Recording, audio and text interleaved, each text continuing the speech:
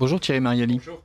Alors, vous, le résultat des législatives partielles est tombé. Voilà, Michel Barnier, le candidat sous-marin du macronisme, est en tête dans notre circonscription. C'est une surprise ou c'était un résultat à peu Non, près... c'est pas une surprise.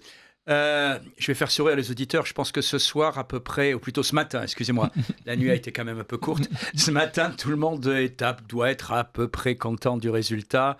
D'abord, le gros échec, c'est la participation. On est aux alentours de 26% de participation. À peine un électeur sur 4. Il faut quand même rappeler que c'était une élection partielle. Et pour avoir, comme les autres candidats, distribué depuis 3 semaines des tracts sur les marchés, on passait notre temps à expliquer pourquoi il y avait une élection partielle. Et en général, la réflexion, c'est mais il n'y a pas encore de législative, ça n'a pas été dissous, pourquoi vous êtes en avance? Donc, un électeur sur 4 s'est déplacé. Pourquoi Michel Barnier peut être content? Il va être élu. Il va être élu. Finalement, c'est son retour au Parlement. Ça va être, à mon avis, quoi qu'on en dise, même s'il y a un accord entre Rachida Dati et Michel Barnier, on sait ce que ça vaut, les accords en politique. C'est, j'allais dire, un crocodile de plus dans le marigot parisien. La gauche a fait un bon score, notamment dans le 5e arrondissement. Voilà, Madame Bredin, je pense, peut être satisfait. Reconquête peut être satisfait parce que là aussi, c'est un score honorable et le Rassemblement national est satisfait puisque on est 3e parti. Donc après, chacun peut vous dire, moi si je regarde par exemple les élections présidentielles dans cet arrondissement, Marine Le Pen était à 6, on était hier soir à 7,5, Reconquête était à 10,33, ils sont à 6, mais après chacun vous donnera l'élection qu'il arrange pour se faire plaisir.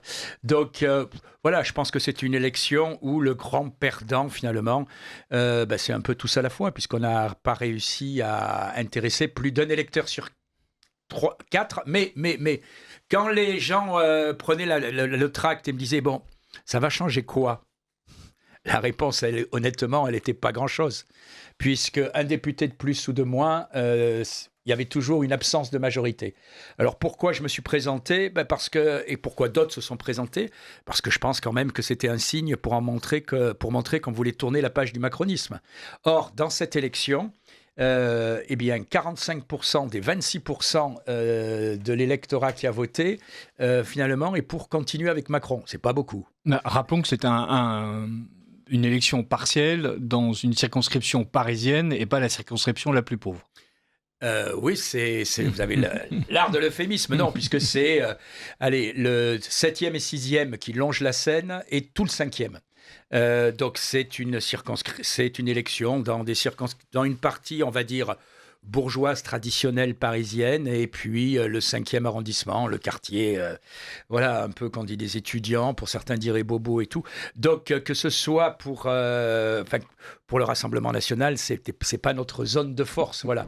Mais le grand perdant, il y en a un seul. Par contre, s'il n'y a pas de grand gagnant, à mon avis, il y a un grand perdant, c'est une fois de plus le parti du président. C'est-à-dire, je vous rappelle que cette circonscription était détenue avant par M. Lassuc, député éphémère du parti de M. Attal, et qui a été invalidé pour erreur dans ses comptes. Il n'y avait pas de vraie malhonnêteté, il faut être honnête, mais ils ont fait, comme très souvent, les macronistes se sentent tout permis, donc ils n'ont respecté aucune règle. Et donc, à la sortie, c'est un député de moins encore pour le noyau qui reste autour d'Emmanuel Macron. C'est d'autant plus un échec qu'ils n'ont même pas présenté de candidat. Alors après, vous avez les deux écoles. Quand vous demandez pourquoi ils n'ont pas présenté de candidat, certains vous disent « Ah, mais on voulait soutenir Rachida Dati, elle s'est retirée à la dernière minute, et puis finalement, on n'a pas eu le temps de trouver un autre candidat. » C'est quand même étonnant que le parti du président, dans un tel quartier, ne puisse pas trouver de candidat en une dizaine de jours. Et puis, une autre petite musique où on vous dit on avait 2 ou 3 candidats, mais ils ne tenaient pas la route, et comme on allait se prendre une raclée mémorable, il valait mieux être absent. Je pense que c'est plutôt la deuxième hypothèse Ça paraît beaucoup plus qui est plus logique, et je pense qu'ils ont raison, parce que là, vous voyez, je ne peux pas dire avec une certaine joie que ça me prive d'une certaine joie de dire le parti de M. Attal qui hier faisait montrer ses muscles, enfin j'ai beaucoup d'hésitation sur le mot muscle, dans son congrès, que finalement ils auraient pu faire un échec. Il n'y a pas de déroute voilà. Donc à la sortie, excusez-moi, j'ai abusé des croissants de la boulangerie d'en face. À la sortie, C'est une élection où Michel Barnier retrouvera sans gloire un siège au Parlement. C'est un siège qui est conservé pour le bloc central, puisqu'avant il faisait partie de cela. Et ça a prouvé une fois de plus, et je m'arrêterai là, ça a prouvé une fois de plus que ce qu'on appelle le bloc central travaille ensemble. Finalement, derrière Michel Barnier, vous trouvez aussi bien les macronistes de M. Attal que ceux qui se réclament encore des républicains de M. Retailleau. Donc, ça a permis une fois de plus, je le répète, de mettre l'éclairage là-dessus, au-delà des postures. Il y a la réalité. Ils gouvernent ensemble, ils travaillent ensemble. Ils sont ensemble, c'est très clair. Dans ce...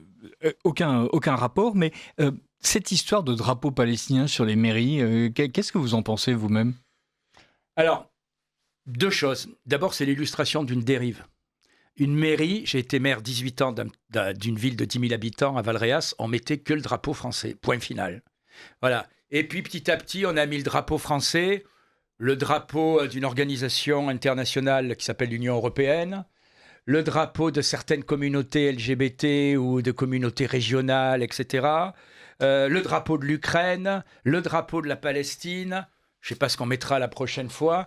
En réalité, quand monsieur Retailleau dit « Mon Dieu, ne mettez pas la Palestine », je le lis tout de suite, je pense qu'il a raison. Mais dans ce cas-là, il ne fallait pas mettre l'Ukraine non plus.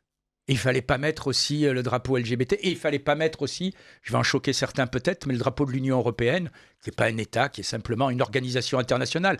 Parce que dans ce cas-là, on peut aussi mettre le drapeau de l'OTAN, le drapeau de l'Union européenne, et puis on est membre des Nations Unies, pourquoi pas, tiens, c'est l'Assemblée permanente des Nations Unies. Donc je pense qu'il faut en revenir à une chose très claire.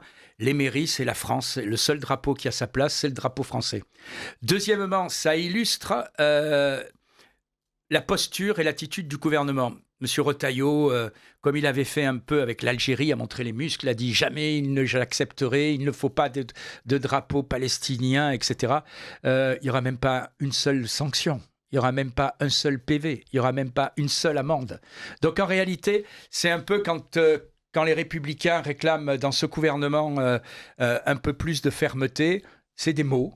Il n'y aura aucune suite.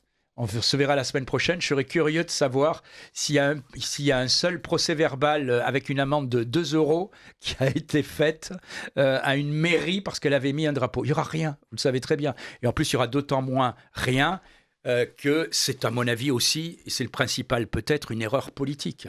Je pense qu'au moment où des otages sont encore retenus, au moment où le Hamas et les islamistes ne veulent pas finalement rechercher une voie d'apaisement et rendre ces otages qui permettraient de demander réellement à Israël de changer de politique, eh bien c'est aussi un signe encourageant pour tous ceux qui soutiennent le Hamas dans cette région.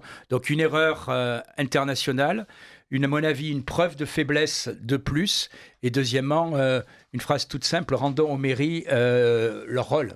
C'est les maisons des Français, il y a un seul drapeau, c'est la France. C'est le drapeau des Français, ça paraît tout à fait juste. Merci beaucoup Thierry Mariani, et nous allons pouvoir continuer notre débat avec Mathieu Boccoté.